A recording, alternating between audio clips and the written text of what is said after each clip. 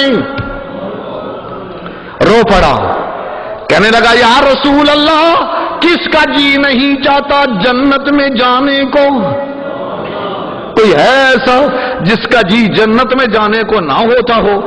یا رسول اللہ میرا جی بھی چاہتا ہے جنت کو جانے کو، اور میں چاہتا ہوں انی لارجو ان عطا بعرجتی ھذا فی الجنہ، میں اپنے لنگڑے پن کے انداز ہی سے جنت میں چھلانگے لگاؤں اور چلوں، میرا جی یہ چاہ رہا ہے. اور جب شہید ہو گیا، لنگڑا ہے، ایک پاؤں پر اچھل اچھل کے دشمنوں کو مارتا ہے، کتنے کافروں کو مارنے کے بعد پھر شہید ہوتا ہے. اور رسول اللہ فرماتے ہیں صلی اللہ علیہ وسلم میں نے اپنی آنکھوں سے دیکھا ہے یہ عمر ابن جموح یہ جنت میں بھاگ رہا تھا، لنگڑا بھاگ رہا تھا، کیونکہ اس کی تمنا یہی تھی.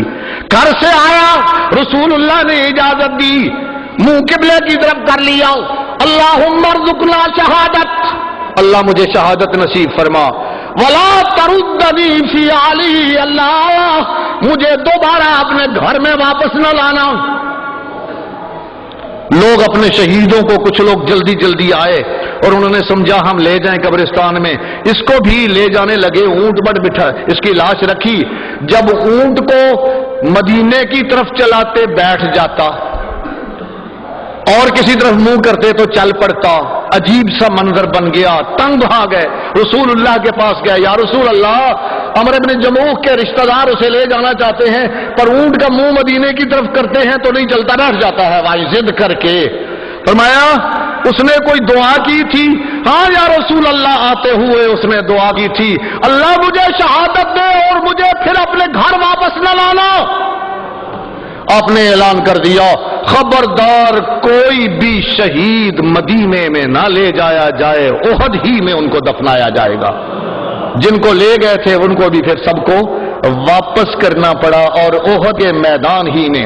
ایک اور مجاہد جس کی نئی نویلی شادی ہوئی، جس کے باپ کا بھی تذکرہ سن چکے ہو، ابو عامر جس کو راہب کہتے ہیں، رسول اللہ نے فرمایا فاسق، اب مشہور ہو گیا ہے ابو عامر فاسق، اب اس نام سے اسے پکارا جاتا ہے. بیٹا حضرت حنظلہ نئی شادی ہوئی تھی اور ادھر سے بیوی کے پاس موجود تھا، آواز سنی الرحیل الرحیل، او بھائی جنگ کی تیاری ہے، نکلو نکلو. جلدی نکلا، غسل بھی کوئی نہیں کیا اور وہاں اتنا لڑا شہید ہو گیا. جب لاشیں دیکھی تو ان کی لاش حضرت حنظلہ کی پانی سے تربتر ہے، پانی کا قطرہ کوئی نہیں لیکن ان کی پانی ٹپک رہا ہے پالوں سے، بالوں سے بھی اور جسم سے بھی. رسول اللہ سے عرض کی گئی، آپ نے فرمایا میں نے اپنی آنکھوں سے دیکھا، اسے تو لے گئے تھے فرشتے اور فرشتے چاندی کے برتنوں میں اپنے ہاتھوں سے اسے غسل دے رہے تھے. لقب ہی بن گیا حضرت حنظلہ کا غسیل الملائکہ. کیا؟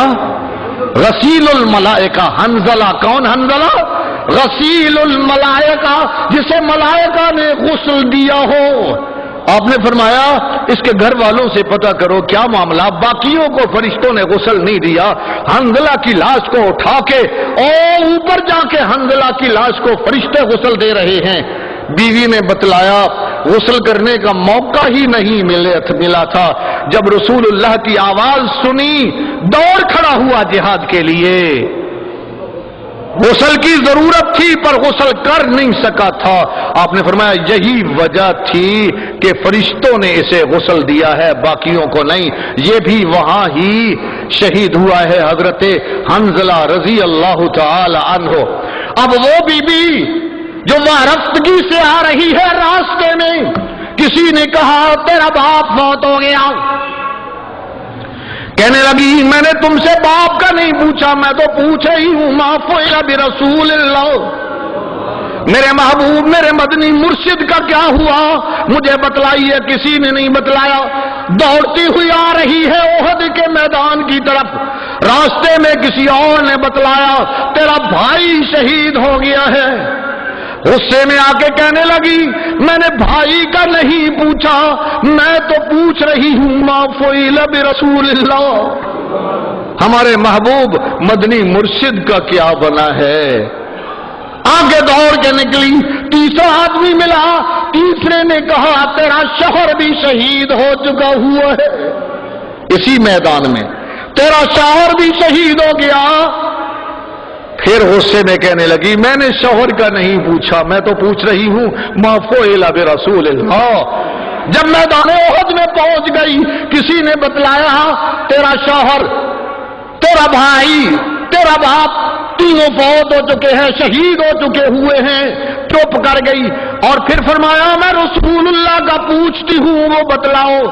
انہوں نے کہا اللہ کا فضل ہے، اللہ کی رحمت ہے، رسول اللہ صحیح ہے، لیکن اعتبار نہیں آتا۔